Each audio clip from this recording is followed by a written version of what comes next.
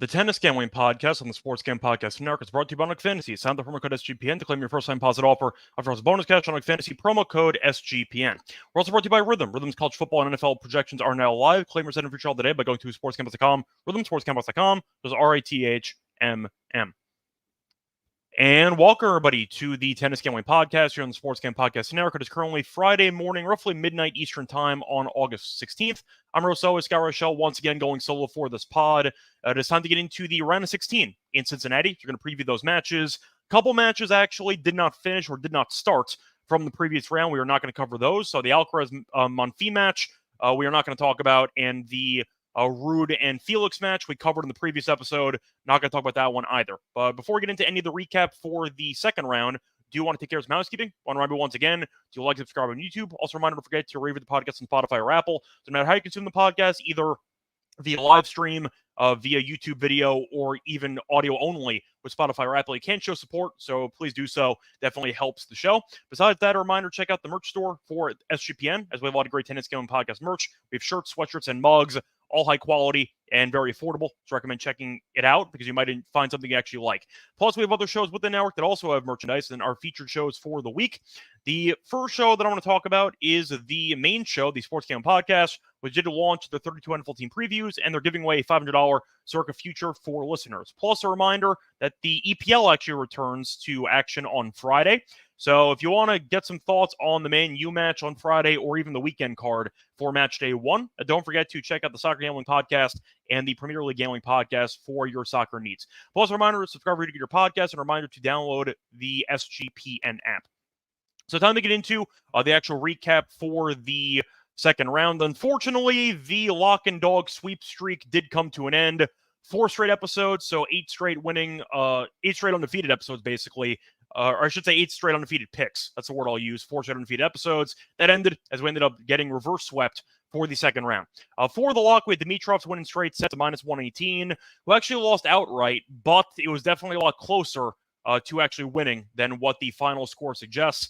Dimitrov was 5 points away from winning. It was 4-4. He had a break point, did not convert. Then he got boomerang broken for the set losing game, and then he ended up dropping the third set as well. So Dimitrov did have a break point to serve it out for the match, and he did not convert. Then he got broken in the end. Couldn't stop double faulting. Really the story of the first couple sets. The first serve percentage was just not very good, and Dimitrov ended up punting away a couple service games in the second set because he just couldn't keep a second serve in play. Point is, though, Dimitrov did not get there, and he lost outright. As for the dog, though, this one hurt even more. We had Fees and Nakashima over 2.5 sets at +130. Even though Nakashima did win in straight sets, I still love the read, and I still feel like the over was probably the more deserving result because Nakashima generated 1 break point in the entire match. 1. And he won in straight sets. Fees generated 6 break point chances, did not break a single time. And if you actually look at the serving numbers, Fees actually served better than Nakashima did, and he still ended up not breaking a single time, and he lost 7-5, 7-6. The real story, though, I think the main points were the, once again, failed breakpoint chances that Fees had. He had a couple of breakpoint chances, I think in the 3-4 game, for a shot to serve it out, and Nakashima just hit 2 absolute bombs on the first serve to just eliminate those breakpoint chances. So unfortunately, we needed Nakashima to fault on one of those. I thought Fees did a good job returning the second serve. The first serve, though, for Nakashima was on point, and unfortunately, he did come up clutch in a couple of big moments to get himself out of trouble. 4 breakpoints wasted in the first set, 2 wasted in the second set, and Fees just could not get it done to win a set. So once again, ended up losing the lock and dog. Both plays I thought were pretty close. The Fees one was a lot closer than the Dimitrov one, but we were maybe 2-3 minutes away from cashing the Dimitrov one as well, and then he completely fell apart. Either way, to get into the actual recap, though, for the second round, I should say for the Thursday matches of the second round. So to get into the overall thoughts. Now, there were a couple of competitive matches. I thought most of them were pretty, I don't want to say straightforward, but there were a decent amount of straightforward ones. So to go through those, Caboli ended up beating Darderi. Darderi retired after losing the first set in a breaker, and he was down 3-1 in the second. He ended up retiring. Zverev beat Khachanov, thought he'd win comfortably. He did. Khachanov beat Cerundolo in his first hardcourt match in months, and then Khachanov went back down to earth, facing off against a solid player, a top 10 player in the world, and Zverev kind of dominated. Busta, good win for him, beat Purcell 6-3, 6-3. So nice to see him back in form. Dimitrov, I said before, lost. Rublev did beat Zhang, looked pretty good, 6-4, 6-3. Nagashima beat Fees, very competitive. A straight sets win was definitely the wrong outcome, just based on watching it, based on eye test. It probably should have gone 3. It was a very competitive coin flip match, and the score does not really reflect how close the match actually was. As for the rest of the matches, you had Rune, who ended up beating Borges in straight sets. Thought Borges would win a set. He was very close, ended up going to a breaker in the second, and Rune did win the breaker 10-8. So Borges did have a match. He had a set point or two. He had 2 set points in the breaker, could not convert. So the Borges to go to 3 or the over 2.5 sets angle wasn't exactly a bad read, just didn't get there as he could not convert a set point. As for the competitive matches, though, you had the fun implosion by Nishioka in the third set. Fun match, though. Nishioka looked really good early on, won the first set 6-3. Then you saw Hurkacz get the job done in a breaker in the second set, and then Nishioka spiked the racket in the final point of the second set, and that frustration carried over into the third. It was really, really funny. I recommend watching it if you have not before. They kept handing They kept handing Nishioka tennis balls. Like, the ball girls kept handing balls over to him, and every ball that was like sent to him, he just launched into oblivion. It was really funny. He launched about 4 or 5 tennis balls just out of the actual court, and he eventually got a game penalty for the, I'd say, just insane.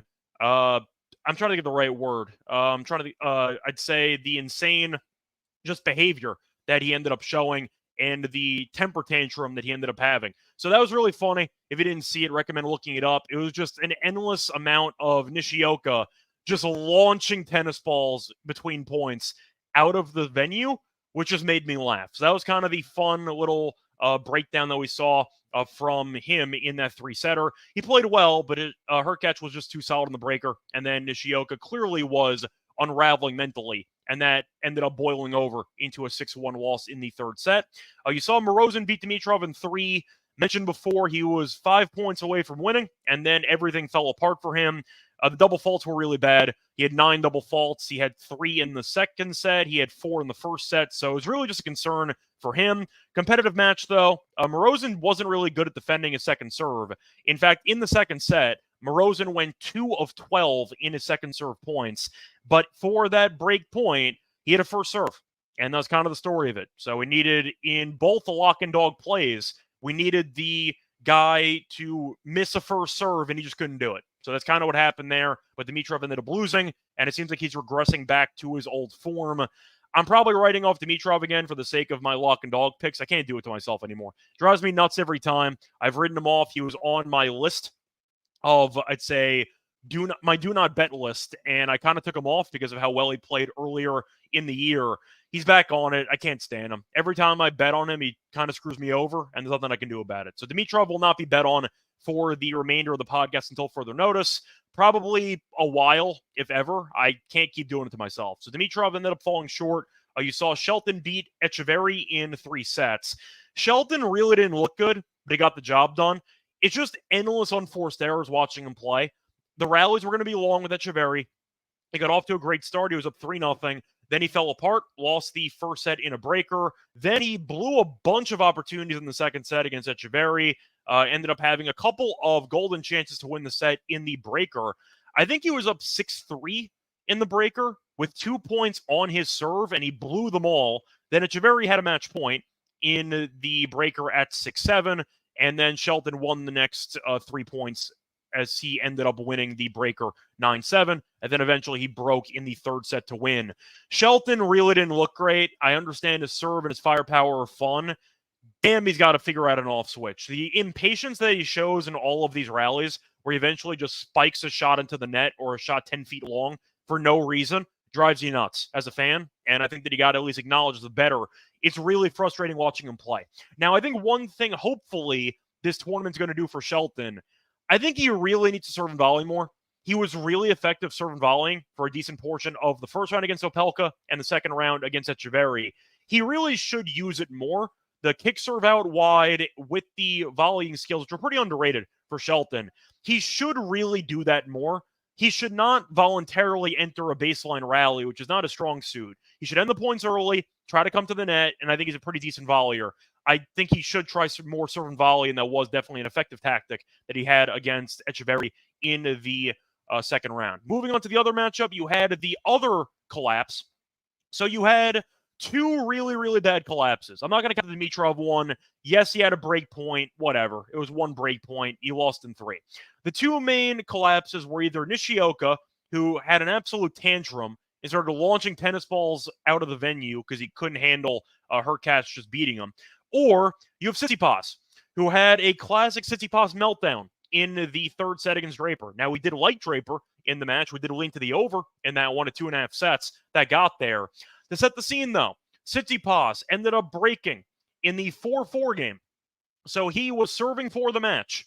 How many points do you think he won on a serving for the match? 0. He got broken to love. So you think, okay, not ideal, but classic Tsitsipas. Let's see what happens here. Draper held. Okay, sure. Draper holds. We're at 5-6 for Tsitsipas. Is he going to hold to force a breaker? Absolutely not. Lost the final 3 games, went from up 5-4 serving for the match to getting broken twice in his final 2 service games to losing 7-5. So a classic Tsitsipas meltdown, and he can't even blame his father for the collapse because his father's not coaching him anymore. It's clearly a mental issue with Tsitsipas, and I mentioned it for several years on the show before YouTube, even when we were on Spotify or Apple only. I personally laugh every time I see Tsitsipas collapse because it kind of goes with the overall consistent meme. And we don't have many memes left in tennis, so I do appreciate anytime Tsitsipas decides to implode. I enjoy it. I've never been a big fan of Tsitsipas in general. I think that his, I'd say, overall attitude on the court is pretty poor, and we've seen him take it out on players and people in his box. He had the situation with Kyrgios and Wimbledon. I just don't like his overall mentality, and I do enjoy watching him kind of implode every time. But watching him blow that was pretty rough. Serving for the match when you've barely been broken the entire match, and you get broken not only serving for it to love, but then you get broken again to lose the match. Oof. Yeah, I think that's probably the worst collapse of the day. But the Nishioka one was funny, so I wanted to mention it. Good win, though, for Draper, who has given Tsitsipas problems. Tsitsipas has had issues with the lefties in his career, and that has continued, which you could argue is based on the cross-court battle between forehands and his backhand. And it does seem like Tsitsipas's backhand is still the weak point in his overall game, besides the obvious mental issues that he has. So point is, I do think that Tsitsipas is still a talented player, but he needs to get some type of sports psychologist or something, because you could argue that it's the coaching. At some point, yes, I know his dad might have been a problem to some degree. A lot of it is internal. It just isn't wired properly for these big moments, and he unraveled again. And we've seen it many, many times in the Olympics against Djokovic, where he ended up blowing a massive lead in the second set. You saw this happen again against Draper. Happens all the time, and he's going to have to address it moving forward. I see William mentioning that he is a fan of Shelton because he went to Florida. I'll put it this way. Shelton's got a lot of talent for a young player, and he did make a U.S. Open semi. So I'm not saying that he's completely helpless, but I do think he needs to make some tweaks to his game. Some of it might be just immaturity with his young age, but I do think that he's going to have to work with his dad on improving the rally tolerance and maybe the shot selection. It feels like if an actual rally goes 10 shots or longer, Shelton's guaranteed to rip a forehand, no matter how far behind the baseline he actually is. Is it going in? We don't know, but he's going to find out one way or another. So I do feel like Shelton can definitely improve in that area. He's young, and I recognize that he's not been on tour for that long. He's still been successful so far. He won a 500 event last year, I believe, beat Sinner in the process. I think that was in Asia, I think. And he made the U.S. Open semi, made an Australian Open quarter. I'm not saying he's bad, but I do have to at least point out that Shelton will really, really decide on his own terms if he's going to win points or not. And the shot selection can be really, really poor. And I think that's an issue he's got to address. Tsitsipas, though, I just find it funny whenever he whenever he ends up collapsing. I just find it amusing to me. And it's kind of my, I don't want to say guilty pleasure, of the overall ATP Tour, but it's definitely one of the fun spectacles that I will tune in for every time. Anyway, before we get into any of the actual third round matches or the round of 16 matches, however you want to phrase it, I want to remind you once again that we are brought to you by Underdog Fantasy, because if you go 8-0, you can win 325 times your entry, which is definitely a nice payday right there, or play fantasy football the right way with Best Ball. Best Ball Mania is now live with $15 million in prizes, and Underdog just launched their season-long college football projections, higher or lower, for your favorite college football players. You can now use specials and boost on all flex entries. You can now also do WNBA again, because WNBA is back. We saw them return post-Olympics for the first time on Thursday. Hopefully that carries over into Friday.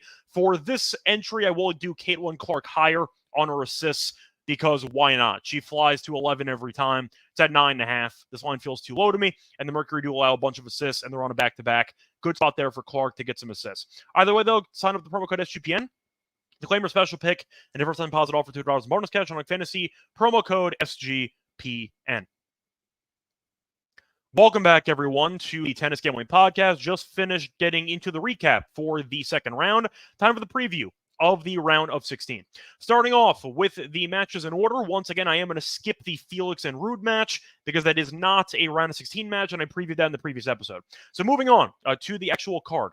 First match that we have on the slate, we have a matchup between Nakashima and Rublev. According to the actual schedule, this match is taking place at the same time as Zverev and Busta, so we are going to go with the Rublev match first, because why not? For this one, Rublev is a decent favorite. Rublev's around -215. Nakashima's around +185 for the game spread, -2.5 for Rublev, +2.5 for Nakashima. For the over-under, 23.5 games. Slight juice out of the under. For the set spreads, Zverev -1.5 sets is +130. Nakashima to win a set is -160. The over 2.5 sets is +130. Now, both guys have looked good so far in the event. Rublev played one match. I was concerned about fatigue after what happened in Montreal. He looked great, as he was phenomenal against Zhang. Didn't face a break point, served very well, and he was really in control for the entire match. So it was a pretty straightforward win by him against Zhang, who I think is pretty good. It's a nice win there by Rublev. But as for Nakashima, beat Fritz in the first round. Good win there. Then he beat Fees in straight sets in the second round. Once again, straight sets. I'll put an asterisk to it, because it was in straight sets, but Fees probably did deserve a set.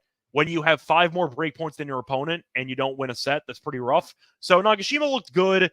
The second serve still not great, and his returning is atrocious. So I think you're looking at Rublev probably winning. They also faced off about a week or so ago. They faced off in Montreal, and you saw Rublev kick his ass. They faced off on August 10th, and Rublev ended up beating him 6-2, 6-2. So they faced off recently. Yes, the courts in Cincinnati are faster than Canada. I'm aware of it, but the point is Rublev's in very good form, and Nakashima has been good in the event, but I do think eventually he will fault a bit too much, and he's not a good enough returner to actually, in my opinion, outlast Rublev in the rallies. So I am going to go with Rublev in straight sets in this one. Think he'll win. Think it'll be a decent overall spot for him to continue his good form, and it seems like Rublev, I know he lost to Pyron in the final in straight sets. He had a stomach issue, whatever.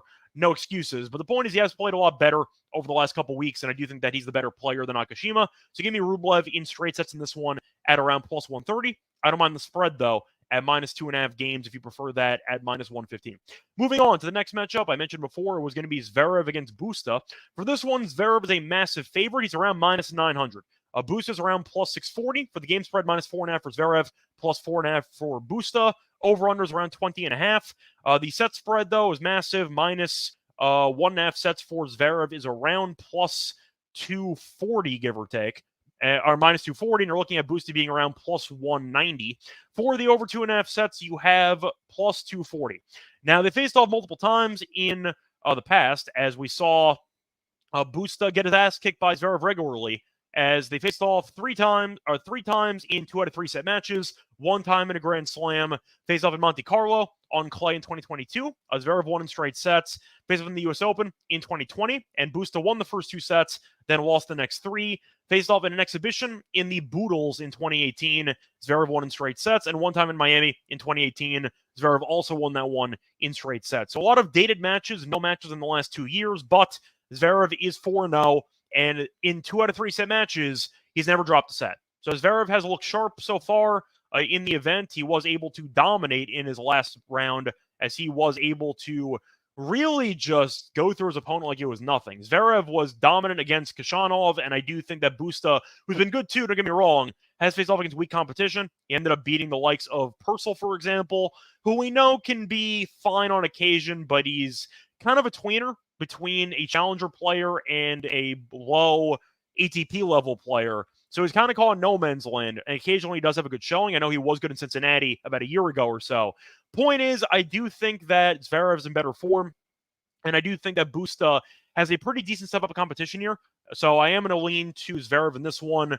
Busta so far beat Korda, who is fresh off of the DC run into the Montreal run. So fatigue could have been an issue there, but you're looking at Zverev, who was able to get the job done against Khachanov very comfortably, and we saw him make a pretty respectable run in Montreal. Probably should have beaten Korda, and he ended up losing that one in 3. Give me Zverev in straight sets. I think he'll probably end up winning this one like 6-3, 6-3, if I had to guess. So I'll link to Zverev in this one to win it relatively comfortably. Now moving on to the next match that I'm going to talk about, a matchup between Sinner and Thompson.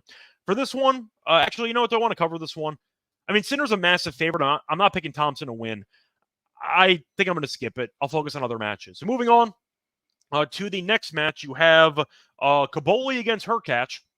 For this one, close overall pricing for both guys, according to the books. For this one, Hurkacz is around -130. Kaboli's around +110. The over-under is around 23.5. For the game spread, -1.5 for Hurkacz, +1.5 for Kaboli. The over 2.5 sets is around +125. So they faced off actually on grass a couple months ago, and you saw Hurkacz win that one in Halle. He won 7-5, 7-6. So a close match, very competitive. It could have gone 3. Didn't get there, though, as Hurkacz won in straight sets. Now, Kaboli's been in great form. We saw him make the final in DC, and he ended up losing pretty early on in Montreal. Did beat Felix, though. Good win. Then lost to Rinderknech. Then he beat Paul in the first round at Cincinnati. Then beat Darderi in a 7.5. So he's been good, and he's playing the best tennis of his career, which is a good sign. Now, as for Hurkacz, he has been winning matches, not in convincing fashion, though. He's played 4 matches since coming back from the Wimbledon injury. He has won 3 of them, but all of those matches went to 3 sets, and including Wimbledon, he's dropped at least 1 set in doing the math here. 7 straight matches. So I do think he's in line to struggle potentially to win this one comfortably. The serve got there in the second and third sets. It started off kind of slow against Nishioka. Then he settled in. I think Kaboli will generate some chances, though. He's still a very talented player. He's got a lot of firepower, and Hurkacz is still not the greatest rallier in the world, which is why I do think he's in line to potentially struggle in some areas for this matchup. But I think I'm going to go with the over in this one, just based on the amount of sets that Hurkacz has dropped recently. I think it's a good spot for Kaboli to make the match interesting. Am I picking Kaboli to win? That's really the difficult part of it, because I think Kaboli is right now in good form. I still think Hurkacz is the better player. And if the serve's on, it's going to play very well in Cincinnati. So I think I am going to lean to Hurkacz, though, but I am going to lean to the over 2.5 sets at +125. Do you like the idea of Hurkacz going once again to another marathon? So I am going to expect that as the outcome. Give me the over 2.5 sets in that one as well. Moving on to the last episode of the card. Going to go to a matchup. I didn't see lines, by the way, in the Shelton and Morozin match, so I'm going to skip it. For this one, you have Tiafoe taking on Lehecka in the late match. Tiafoe's a favorite, though. Tiafoe is around -125, give or take. And you are looking at Lehecka at around +105. For the over-under 23, for the spread, -1.5 for Tiafoe, +1.5 for Lehecka. The over 2.5 sets is +125, and Tiafoe in straight sets is +190. Lehecka to win a set is Tiafoe in straight sets is +190. Lehecka to win in straight sets is +250. Now, they face off one time in their careers. Faced off last year on grass, and Tiafoe did win in Stuttgart 7-6, 6-4. So nothing really to go by. It was a year ago. Lehecka's improved. He won a title since then, and he also is on hard court. He's a lot better on hard court than grass. Now, Lehecka's been good in the event. Beat Navone in straight sets, and he beat Medvedev in straight sets. So he's all good. Tiafoe, though, had a bit of a scare against Fokina. Won in straight sets, but it was not easy by any means. Then he dominated against Musetti. As Musetti didn't look great in the first round against Jari, that match was up in the air, and then Tiafoe finished the job as he was able to beat him comfortably, only dropping 5 games. So it's in Cincinnati, so the crowd's going to favor Tiafoe, obviously. He's playing better tennis, going back to DC as well. Lehecka, though, did just beat Medvedev. Now, I know he's in bad form, Medvedev is, but I do have to wonder if this price is fair or if Lehecka's undervalued. I think it's a very interesting discussion. I like the over in this match. I don't mind the breaker in this match either. I think that's plus 105. I can see this being a marathon. I think you'll end up seeing a pretty competitive matchup between the two of them. I'd argue the value's on Leheshka, just based on where the plus money is in a coin flip match. I recognize that Tiafoe's been playing better. I get it. I still think it's going to be close. And I still think that Musetti on hard court is not overly impressive. I know he's had a great year so far, or at least a great past couple of months for Musetti. He's still not very good on hard court. He was good in Wimbledon on grass. He was great on clay, which he always is. Point is, though, he's not a great hard court player. So I think that win is a little bit, I'd say, less impressive to me than to others. And beating, once again, Fokina in the first round, who is a solid player, still a head case, is a good win, not an amazing winner. Not an amazing win. I think I am going to go with Leheshka plus money here. I think it's a good deal. I see it being a coin flip. Give me the plus money, and hopefully it lands tails for us. Give me the over, though. I see a very close and competitive matchup. So that's going to wrap it up for the round of 60 matches. Now it's time for the lock and dog picks. But before any of that, I want to remind you once again that we are brought to you by Rhythm, because Rhythm does have a lot of great options for you for football season, because they have college football and NFL models on Rhythm. Create your own winning model, or you can let Rhythm do it for you. You decide what stats matter to you, and Rhythm can build you a custom model around it, or just let Rhythm do the heavy lifting for you with its predicted model. And a reminder, they have AI projections from MIT data scientists. They already have you covered for NFL Week 1 and college football Week 0. Claim your 7-day free result today by going to sportscampus.com, sportscampus.com. It's RITHMM. We're also brought to you by Circuit Survivor and Circuit Millions. Circuit Sports is back. With Circuit Survivor and Circuit Millions, give away $16 million in guaranteed prizes. And imagine the regret you'll feel if you win your office pool and you don't enter Circuit Survivor. Don't you booked over Las Vegas? What are you waiting for? For football, Ultimate Content Weekends are a great time to go. You can hang out with Ryan and Sean, enjoy some of the open bar events, the World of Sportsbook. And a reminder that you have a couple of SGPN guys, maybe not just Sean or Ryan, but other guys from the network who might be stopping by. From August 22nd through the 24th, use promo code SGP15. Save 50% off your hotel room for sign-up weekend. A reminder, sign in person at Circuit Sports between now and September 7th. Use a proxy. Play for anywhere. We also have a deal with a proxy. Go to proxy.footballcontest.com. Save $50 promo code SGP. Welcome back, everyone, to the Tennis Gambling Podcast. Just finished recapping the round of 16. Now it's time for the lock and dog picks. Starting off with the lock, I am going to go back to the Rublev and Nakashima match. I think he might win in straight sets, but it might be a bit dicey because Nakashima is serving very well here in Cincinnati, but Rublev's been serving well too, and he's the better player. I am going to go with Rublev to win the first set and the match at minus 118 on FanDuel. Couple reasons why. First reason, Rublev served very well against Zhang, one of the best serving matches he's had all year, and he did not face a break point in the entire match. He looked very, very good, and I did like what I saw. And Nakashima did also win in straight sets, but he only generated one break point in the entire match, and he did allow 6. So he was pretty fortunate to win it in straight sets, and you could argue that Fees was the better player for most of it. It was close, though, very, very close. Could have gone either way. I find the final scoreline 7-5, 7-6 misleading. It could have easily gone 3, and I do think Nakashima is still not a great returner by any means. I think Rublev's a better player than Fees, and I think he'll be able to finish the job off. Give me Rublev to win the first set and the match at minus 118, because I also want to mention they faced off 2 times on hard court in their careers. Rublev is 2-0. He, I believe, has never dropped more than 2 games in a set in any of those 4 sets in the head-to-head, including the meeting they had a week ago in Montreal, faced off on August 10th. And Rublev beat him 6-2, 6-2. So we saw Rublev demolish this guy about a week ago. Now he can do the same thing here. And if he wins the first set in the match, it is a pretty good price. Give me Rublev to look sharper than Nakashima and to capitalize on the second serve. So give me Rublev to get the job done in the first set and the match at minus 118. For the dog, I am going to go back to the Kaboli and Hurkacz match. If it ain't broke, don't fix it. I am going to go with the Kaboli and Hurkacz over 2.5 sets at plus 125. Hurkacz has lost at least 1 set in 7 straight matches. He's gone to a deciding set. Or I should say he has gone to... I'm trying to think how to phrase this. I'll put it this way. He has lost at least 1 set in 7 straight, and his last 6 matches, each of them, have not ended in straight sets. So he has been dropping sets left and right, and I think that's a good recipe for Kaboli to steal one, and Hurkacz's serve is good enough to win a set on this court against Kaboli as well. Kaboli, though, has been dropping sets too. He's dropped at least 1 set in 6 of the last 8 matches. So I do think both guys might end up having a massive war here. Maybe Hurkacz struggles early, then he gets going. But the point is I do see a close matchup, so I am going to go with the over. Plus, they face off on grass in June, and we saw that match end 7-5, 7-6. Was close, though. Could have gone either way, and you saw Hurkacz get the job done in straight sets. Point is, though, I do think that both guys are going to have moments, and I do think that Hurkacz will keep dropping sets because he's done so in 6 straight matches. Give me the over 2.5 sets here at plus 125 as my dog. So once again, my picks for the round of 16 in Cincinnati. The lock's going to be on Rublev to win the first set and the match at minus 118 against Nakashima.